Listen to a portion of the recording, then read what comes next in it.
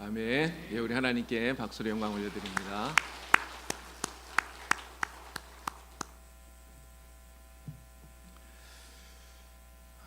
폴란드에 있는 아우슈비츠 수용소가 있습니다. 이 아우슈비츠 수용소는요, 2차 세계대전 때 독일이 유태인들을 학살하기 위해서 만든 수용소입니다.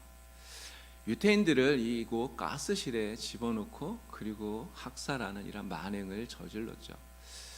나중에 이제 전쟁이 끝나고 났을 때 연합군 병사들이 이 아우슈비츠 수용소를 들어갔더니요, 그 유태인들이 죽은 이 가스실 안에 그 벽에 정말 수많은 손톱 자국들이 있었다고 그래요. 이 유태인들이 얼마나 끔찍하게 죽었는가 하는 것들을 우리가 그 손톱을 자국을 보면서 충분히 알 수 있는 것이죠. 자, 그런데 이 아우슈비츠 수용소에 가면요, 그 벽에 이러한 글귀가 적혀져 있다고 그럽니다. 하나님 지금 어디에 계십니까? 하나님 지금 어디에 계십니까? 하나님을 믿는 하나님의 백성들이 이렇게 끔찍하게 죽어가고 있는데, 고통당하고 있는데 도대체 하나님은 지금 어디에 계십니까? 이런 하나님을 향한 너무나 처절한 피 맺힌 절규의 외침이다, 이렇게 말할 수 있습니다. 자, 그런데 정말 놀라운 것은요, 이렇게 적혀있는, 하나님 어디에 계십니까? 이렇게 적혀있는 이 글 옆에 이런 글이 또 적혀있다는 거예요. 하나님은 지금 이곳에 계신다. 하나님 지금 이곳에 계신다. 이해할 수 없는 고난의 자리고요, 정말 감당할 수 없는 어마어마한 고통의 자리입니다. 그런데 하나님은 지금 저 멀리 따로 계시는 것이 아니라 바로 지금 이곳에 우리와 함께 계신다. 이러한 믿음의 고백이라고 말할 수 있는 거예요. 우리가 고통받을 때 하나님 저 멀리 떨어져서 혼자 따로 계시는 것이 아니라 바로 그 고통의 자리에 지금 우리와 함께 하셔서 우리와 함께 고통을 받고 계시다라고 하는 그런 말씀인 거죠. 여러분, 우리가 신앙생활하면서 하나님이 함께 하신다는 이 말을 참 많이 해요.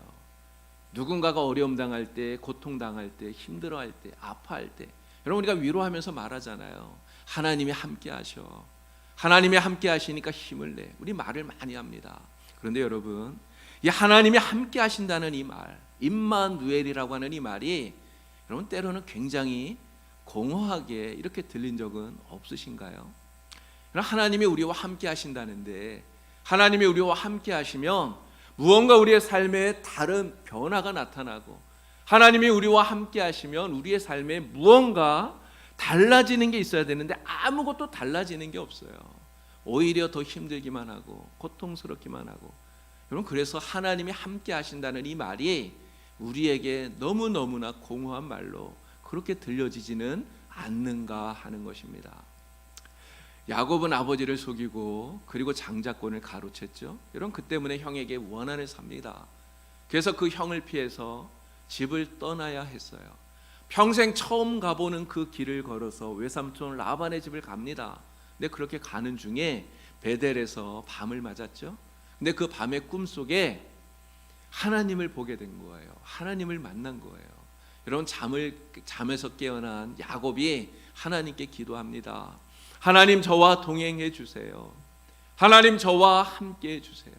하나님, 저를 안전하게 지켜주시고 제가 평안하게 다시 아버지의 집으로 돌아올 수 있게 해 주세요. 그렇게 하면 제가 하나님께 11조를 드리겠습니다. 제가 있는 이곳을 하나님의 전으로 만들겠습니다. 이렇게 이야기를 했단 말이죠. 여러분, 야곱은 하나님이 함께 하신다는 것을 깨달은 거예요. 하나님이 함께 하신다는 걸 깨닫고 나니까 야곱에게 어떤 변화가 생겼습니까? 가장 먼저는 두려움이 사라진 거예요. 여러분, 얼마나 두려웠겠어요. 처음 가보는 길인데 얼마나 정말 암담했겠습니까? 그런데 하나님이 나와 함께 하신다는 걸 깨달으니까 그 마음의 두려움이 사라져요. 여러분, 두려움이 사라지고 나니까 하나님께 이렇게 서원하는 겁니다. 하나님, 나와 함께 하시면 제가 하나님께 11조도 드리고요, 제가 있는 이곳을 하나님의 전으로 만들겠습니다. 하나님께 헌신을 다짐하게 되었다는 거죠. 여러분, 하나님이 우리와 함께 하신다고 하는 이 말은 절대로 공허한 말이 아닙니다. 그냥 하는 말이 아니에요. 진짜 하나님이 우리와 함께 하신다는 거예요. 오늘 우리가 살아가는 그 인생 속에 오늘 우리가 잠에서 깨어나서 씻고 먹고 잠자고 일어나서 행하는 그 모든 일들 가운데 우리의 삶의 모든 순간순간에 하나님께서 우리와 함께 하신다는 말씀이에요. 하나님께서 오늘 우리와 함께 하신다는 이 약속의 그 말씀 그대로 하나님께서 우리와 함께 하시는 줄로 믿습니다. 네, 여러분, 하나님께서 함께 하신다고 하실 때 이 말씀은요, 그냥 가만히 계시는, 그냥 아무것도 안 하고 가만히 계시는 이런 하나님이 아니라는 걸 우리가 알아야 돼요. 여러분, 요즘 일본에는요, 사람을 빌려주는 이러한 사업이 아주 인기라고 그럽니다. 쇼핑몰에서 같이 쇼핑해 줄 사람을 빌려주는 거예요. 또 함께 게임을 할 사람을 빌려줍니다. 또 같이 데이트할 남자친구를 빌려주기도 하고 여자친구를 빌려주기도 하고요. 근데 제가 그거 이렇게 보면서 제일 황당했던 건 이거예요. 어떤 사람을 빌려주냐면요, 아무것도 안 하는 사람을 빌려준다는 거예요. 근데 이 사람은 진짜 아무것도 안 해요. 아무 말도 안 해요. 그냥 꺼다 놓은 보릿자루처럼 그냥 가만히 있는 거예요. 근데 왜 이런 사람을 빌려가느냐, 이게 뭐 일하고 이런 것들이 아니라 그냥 한 자리를 채워줄 사람이 필요할 때 이런 사람을 빌려가라는 거죠. 누가 빌려갈까 싶은데 의외로 아무것도 안 하는 이러한 사람을 빌려가는 일들이 굉장히 많이 있다는 거예요. 네, 여러분, 하나님이 그런 하나님일까요? 정말 아무 말도 안 하고 아무 일도 안 하고 그냥 내 곁에 계시긴 하는데 아무것도 안 하는 이런 그런 하나님이겠습니까? 절대 그렇지 않다는 거죠. 여러분, 하나님께서 왜 우리와 함께 하시려고 할까요? 하나님이 우리와 함께 하시면서 하나님 무엇을 하시려고 하는 거겠습니까? 하나님은 우리를 도와주시려고 하시는 거예요. 하나님 우리와 함께 하시면서 우리를 도와주시려는 거죠. 여러분, 그런데 어떻게 도와주느냐? 그 중에서 가장 중요한 것이 바로 이것입니다. 오늘 본문 가운데 21절에 이 말씀이 나오고 있어요. 우리 21절 말씀을 다 같이 함께 큰 소리로 읽어보겠습니다. 아들을 낳으리니 이름을 예수라 하라. 이는 그가 자기 백성을 그들의 죄에서 구원할 자이심이라 하니라. 아멘. 그러나 하나님께서 왜 우리와 함께 하십니까? 바로 우리를 죄에서 구원하시려고 우리와 함께 하신다는 거예요. 우리를 죄에서 구원하시려는 것, 이것이 바로 하나님이 우리와 함께 하시려고 하는 가장 큰 이유고요, 가장 큰 목적이라 하는 것이죠. 여러분, 이 죄의 문제는 우리에게 있어서 가장 심각한 문제입니다. 여러분, 왜 그렇습니까? 이 죄 때문에 우리는 영원히 죽을 수밖에 없기 때문에 그런 거예요. 여러분, 그런데 이 죄의 문제를 누가 해결할 수 있습니까? 경찰이 이 죄의 문제를 해결합니까? 아니면 검찰이 해결합니까? 아니면 판사가 해결합니까? 여러분, 아니면 대통령이 해결할 수 있습니까? 여러분, 아무도, 이 세상에 있는 그 누구도 이 죄의 문제를 해결할 수가 없어요. 여러분, 죄만 그런 게 아니에요. 사실 사람은 문제를 해결하지 못합니다. 여러분, 우리에게 얼마나 문제가 많아요. 정말 우리에게 해결해야 될 문제들이 정말 많아요. 그런데 이 문제들이 해결이 안 된다는 거예요. 왜 해결이 안 됩니까? 이게 모든 것들이 상대적이기 때문에 그래요. 그래서 이 사람에게 좋게 해결하려고 보면 저쪽 사람들은 또 문제가 되고요, 저쪽 사람들에게 좀 맞춰서 해결하려고 보면 또 이쪽 사람들은 또 문제가 되고, 이런 거죠. 그러다 보니까 문제가 해결이 안 된다는 거예요. 그래서 세상 사는 문제도 이렇게 해결이 안 되는데 죄의 문제는 해결이 되겠습니까? 죄의 문제가 해결이 안 돼요. 자, 그런데 바로 이러한 죄의 문제, 우리가 해결할 수 없는 이러한 죄의 문제를 하나님께서 해결하신다는 거예요. 하나님께서 우리를 죄에서 구원하셔서 우리의 죄의 문제를 해결해 주시고요, 그리고 그것을 위해서 바로 이 세상에 하나님께서 오신다는 거예요. 우리와 함께 하셔서 이 문제를 해결해 주신다는 것입니다. 하나님께서 오늘 우리와 함께 하시겠다고 하신 이 약속 그대로 하나님 지금 우리와 함께 하는 줄로 믿습니다. 오늘 이 자리에, 우리가 예배하는 이곳에, 우리가 살아가는 삶의 그 모든 곳에 우리 하나님 함께 하시는 줄로 믿습니다. 믿으십니까? 예, 정말 이 믿음을 가지고 여러분 살아가시길 바랍니다. 자, 그런데 여러분, 세상 사람들은 이걸 몰라요.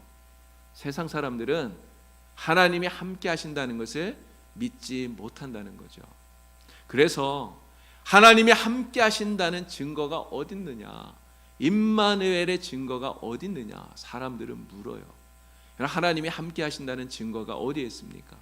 여러분, 하나님이 함께 하신다는 이 증거, 임마누엘의 증거는요, 바로 하나님께서 창조하신 이 세상을 보면서 우리는 깨달을 수 있는 것입니다. 하나님이 창조하신 이 세계를 보면 하나님이 우리와 함께 하신다고 하는 것을 우리는 분명히 확실히 알 수 있다는 거예요. 자동차를 만든 자동차의 왕이라고 하는 포드가 있습니다. 하노니 포드가요, 자동차를 운전하면서 가다 보니까 어떤 사람이 자동차가 고장이 나서 쩔쩔매면서 서 있는 거예요. 그래서 차를 세우고 그 사람에게 가서 물었습니다. 자동차가 어디가 고장이 났습니까? 그랬더니 이 사람이 대답해요. 고장이 나서 차가 섰는데 어디가 고장 났는지를 전혀 모르겠어요. 이게 쩔쩔매고 있어요. 자, 그럼 제가 한번 봐드리겠습니다. 그리고 그 자동차를 살펴보더니 이렇게 하더니 금방 자동차를 고친 거예요. 그랬더니 자동차 주인이 깜짝 놀라서 묻습니다. 누구신데 이렇게 자동차를 잘 아시고 자동차를 금방 고칩니까? 그랬더니 포드가 말하기를 제가 바로 이 자동차를 만든 사람입니다. 이렇게 대답을 하더래요. 여러분, 포드가 자동차를 만들었단 말이에요. 자기가 만든 것이기 때문에 자동차에 대해서 누구보다도 더 잘 아는 거예요. 그렇기 때문에 고장 났을 때 다른 누구보다 더 잘 고칠 수 있는 거 아닙니까? 여러분, 우리가 살고 있는 이 세상이 그렇잖아요. 이 세상을 만든 분이 누굽니까? 하나님이에요. 하나님이 이 세상을 만드셨어요. 그렇기 때문에 하나님은 이 세상을 가장 잘 아시죠. 그런데 여러분, 이 세상이 고장이 났어요. 이 세상이 바로 우리의 죄로 인하여서 파괴되고요, 고장나고 망가졌다는 것이죠. 바로 이 죄 때문에 망가진 이 세상, 여러분, 누가 이 세상을 고칠 수 있습니까?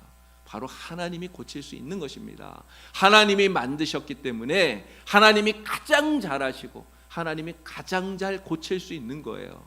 또한 우리들 마찬가지 아닙니까? 죄 때문에 고장난 우리, 정말 죄 때문에 망가져 있는 우리, 여러분, 우리를 만드신 분이 누굽니까? 하나님께서 하나님의 형상을 따라 우리를 만드셨잖아요. 그렇기 때문에 우리를 가장 잘 아시죠.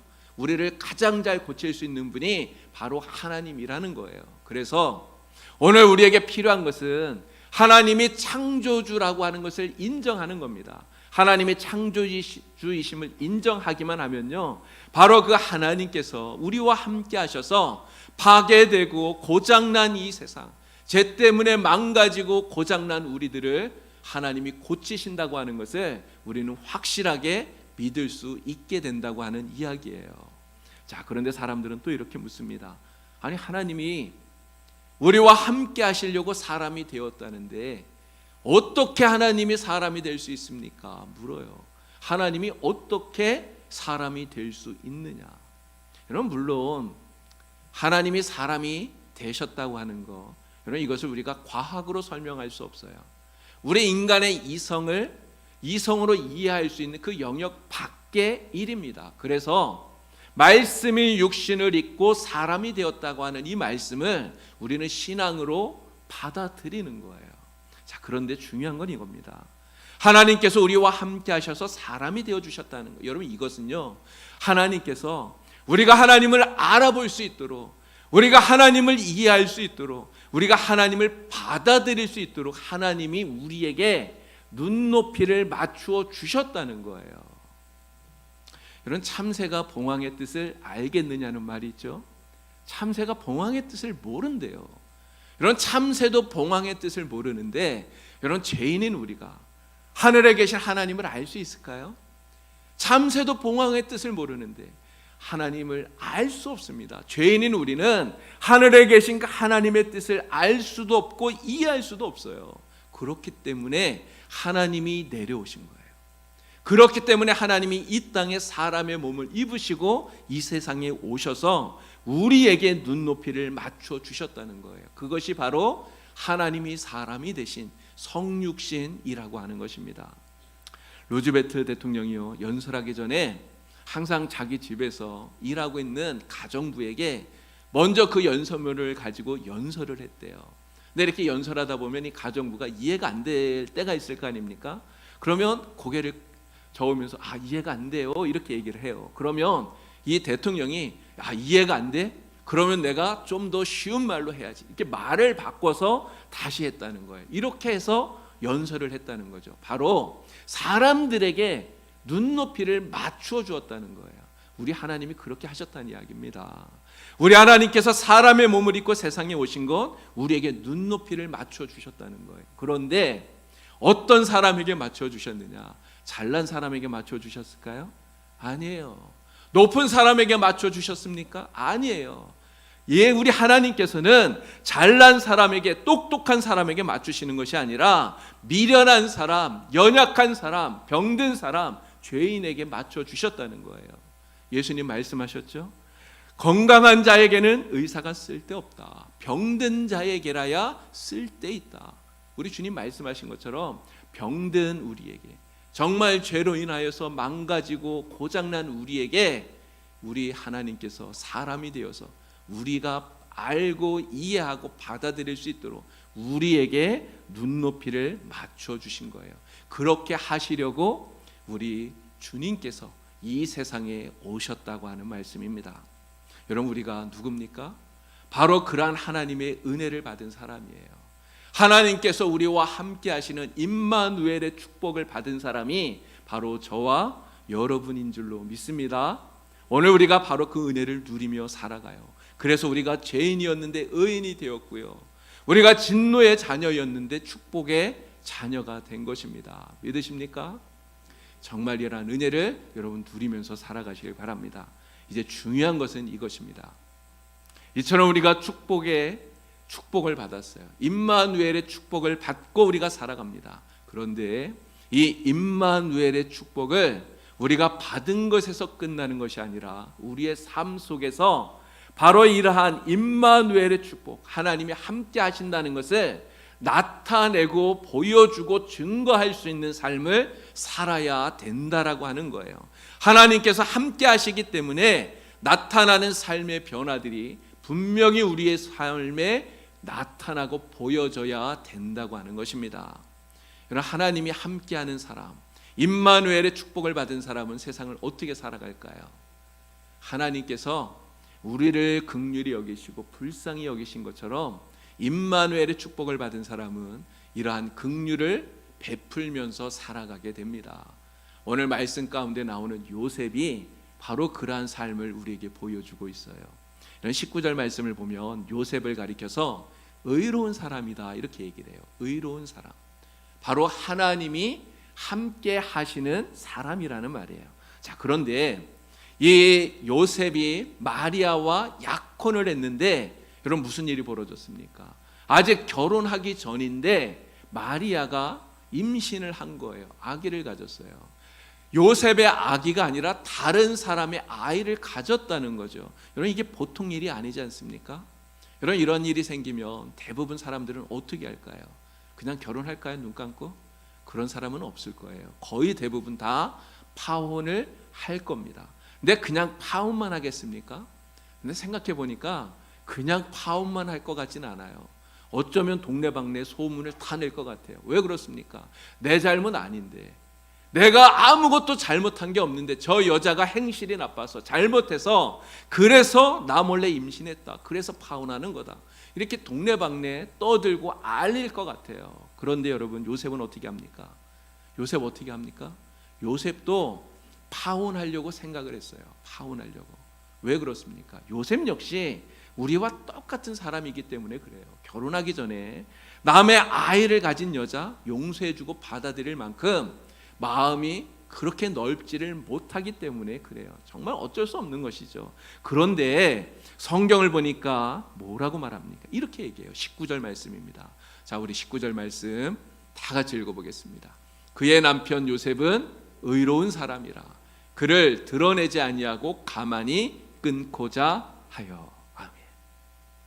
여러분, 이 요셉이 어떻게 합니까? 이 일을, 마리아가 아이를 가졌다고 하는, 아직 결혼도 하기 전인데 처녀가 임신했다고 하는 이 사실을 드러내지 않으려 한다는 거예요.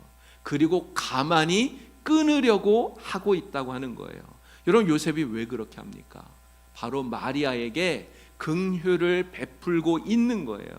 요셉은 지금 마리아가 부정한 행실을 해서 아이를 가졌다고 생각하고 있어요. 그렇기 때문에 요셉의 마음이 너무너무 심란해요. 그렇지만 그럼에도 불구하고 요셉은 마리아를 불쌍히 여기고 있다는 거예요. 그럼 만약에 요셉이 사람들에게 이것을 알리고 떠벌리고 막 그렇게 했다면 여러분 무슨 일이 벌어졌겠습니까? 마리아는 사람들의 비난을 받겠죠. 욕을 먹을 거예요. 근데 욕 먹고 비난받는 거기서 끝나지 않아요. 여러분 모세 율법은 이러한 여자를 돌로 쳐서 죽이라고 그럽니다. 여러분 정말 끔찍한 일이 벌어질 수 있는 거예요. 그래서 요셉은 이러한 비난을 받게 될 것을 불쌍하게 여기는 거예요. 그래서 드러내지 않고 그냥 가만히 끊으려 하고 있다는 것이죠. 마리아를 불쌍하게 여기기 때문에 요셉은 지금 이 마리아의 형편과 또 이 마리아의 상황과 그의 처지를 배려해 주고 있다라고 하는 거예요. 근데 여러분 이 배려라고 하는 말이 한자로 보면 정말 재미있습니다.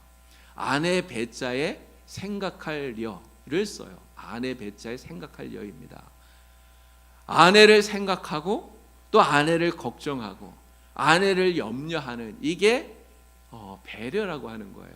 근데 여기서 말하는 아내가 꼭 나의 부인만을 말하는 것은 아닙니다. 바로 지금 나와 함께 있는 사람, 짝을 말하는 거예요. 그래서 지금 나와 함께 있는 그 사람을 생각해 주고 또 그 사람을 위해서 그에게 눈높이를 맞춰주는 이것이 바로 배려라고 하는 거예요. 여러분 우리가 다른 사람을 배려할 수 있다면 정말 좋겠죠. 여러분 배려를 해주면 정말 모두가 다 행복해져요. 근데 사실 요즘 사람들 보면 진짜 배려를 잘 안 합니다. 버스 안에서 많은 사람들이 있는데 그냥 큰 소리로 전화 통화하는 사람도 많고요. 이런 지하철을 타면 그 자리에 뭐 옆에 있는 사람 좁든지 말든지 그냥 다리 쭉 벌리고 쫙 벌리고 이렇게 앉아 있는 사람도 많아요. 남들이야 어떻든 나만 편하면 된다 이렇게 생각하는 사람들이 의외로 많다는 거예요. 근데 이렇게 배려해 주지 않으면 여러분 어떻게 됩니까? 정말 서로를 배려해 주지 않는 세상 너무나 삭막하고요. 너무나 무섭다는 거예요. 그런데 요셉은 어떻게 합니까? 마리아를 불쌍하게 여기고 그리고 마리아를 배려해 주고 있어요. 물론 시간이 지나면 다 알게 됩니다. 마리아가요 그냥 시간 지나면 저절로 배가 불러오잖아요. 그러면 사람들이 결국은 다 알게 돼요. 그러나 어차피 알게 되고 소문이 난다 할지라도 정말 그를 불쌍히 여겨서 지금은 내가 덮어주어야 되겠다. 지금은 내가 드러내지 말아야 되겠다. 그냥 가만히 끊어야 되겠다. 이렇게 생각하고 또 그렇게 행하고 있다고 하는 거예요. 요셉의 이 마음, 바로 불쌍히 여기고 긍휼히 여기고 배려해 주는 이 마음이 바로 하나님이 함께 하시는 마음, 임마누엘의 마음이라고 하는 것입니다. 하나님이 함께하는 사람, 임마누엘의 축복을 받은 사람은 바로 이러한 모습으로 세상을 살아간다고 하는 거예요. 여러분, 우리는 죄인입니다. 우리는 여전히 죄인이에요. 우리는 여전히 은혜를 받을 만한 자격이 없습니다. 그런데도 하나님은 우리를 불쌍히 여겨주셨어요.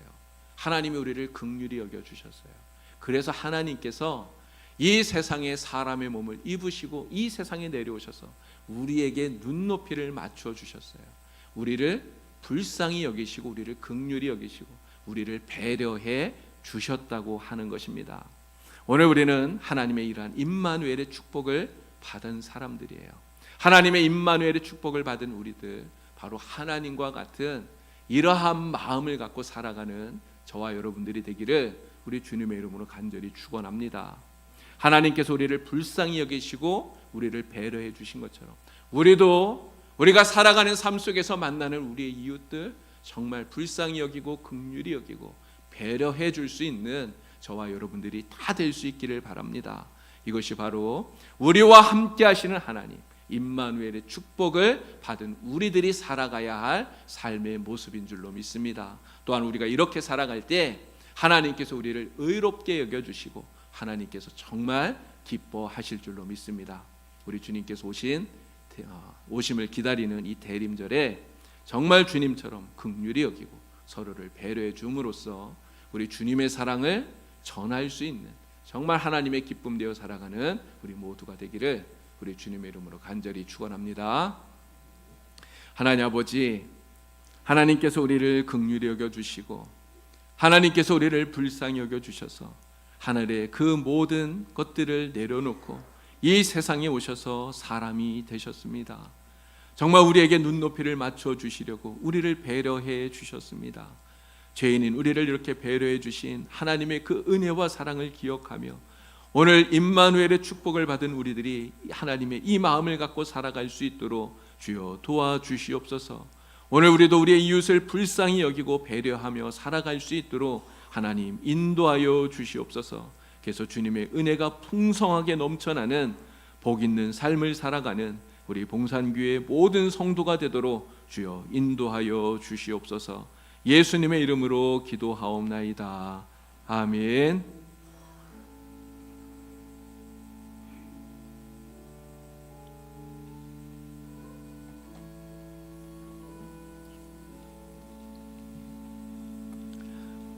네, 찬송가 465장을 부르면서 준비한 예물을 하나님께 드리겠습니다.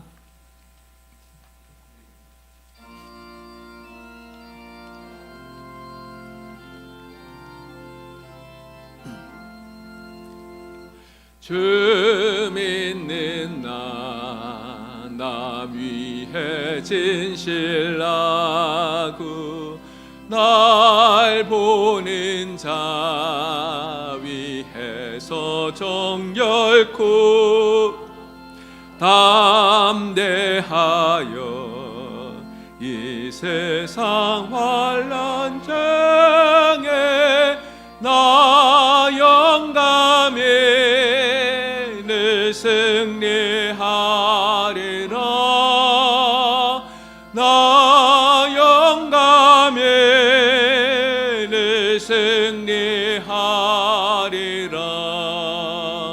저 원수도 내 참된 친구 삼고 남 주면서 행하니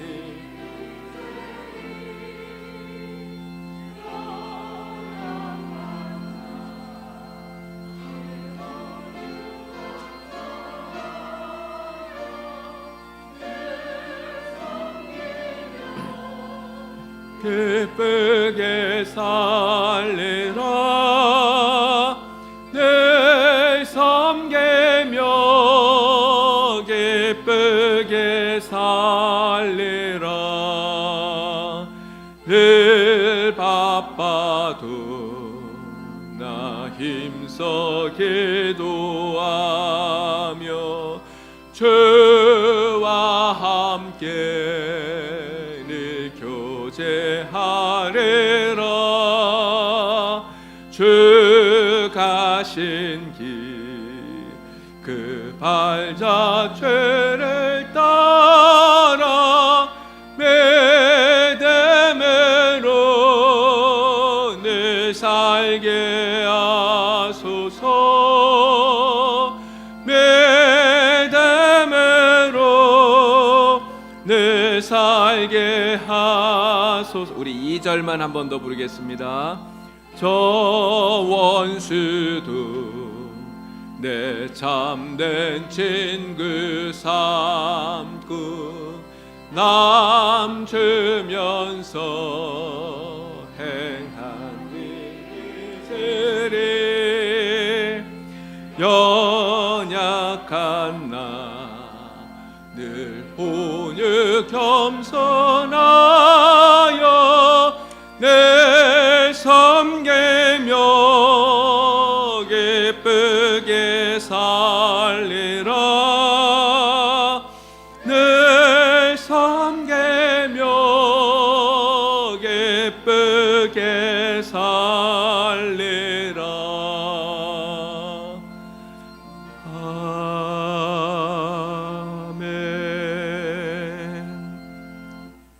하나님 아버지, 우리에게 대림절 거룩한 주일을 허락하여 주시고 우리가 하나님 앞에 나와 예배할 수 있도록 우리의 발걸음을 인도하여 주셔서 참으로 감사합니다. 우리가 하나님께 드리는 이 예배가 하나님 기뻐하시는 참으로 기뻐하시는 예배 될 수 있도록 주여 인도하여 주시옵소서. 우리가 하나님을 예배하며 우리의 마음과 뜻과 정성을 모아서 하나님께 귀한 예물을 드립니다. 우리가 드리는 이 모든 예물들을 하나님 기억하시고 주님 기쁘게 받아 주시옵소서. 11조를 구별하여 주님께 드립니다. 하나님의 것을 구별하여 드리는 주의 성도들 가정가정들마다 하나님께서 은혜와 복으로 충만하게 하여 주시옵소서. 들어와도 나와도 하나님으로 인하여 복받는 가정들 되게 하여 주시옵소서. 하나님 감사의 예물을 주님께 드립니다. 어렵고 힘든 때를 살아가지만 우리 하나님 베풀어 주시는 그 은혜 잊어버리지 않고 하나님께 감사하며 귀한 예물을 드립니다. 우리 성도들에게 더욱더 감사가 풍성하게 하시고 감사가 넘쳐나게 하여 주시고 날마다 감사하며 기뻐하며 살아갈 수 있도록 하나님 복의 복을 더하여 주시옵소서. 작은 사랑 실천을 위해서 또 선교를 위해서 하나님 앞에 작정하며 드리는 귀한 예물을 기억하여 주시고 하나님의 사랑이 나타나게 하여 주시고 하나님 더욱더 선교의 역사가 불일 듯이 일어나도록 도와주시옵소서. 기도하며 드리는 귀한 예물이 있습니다.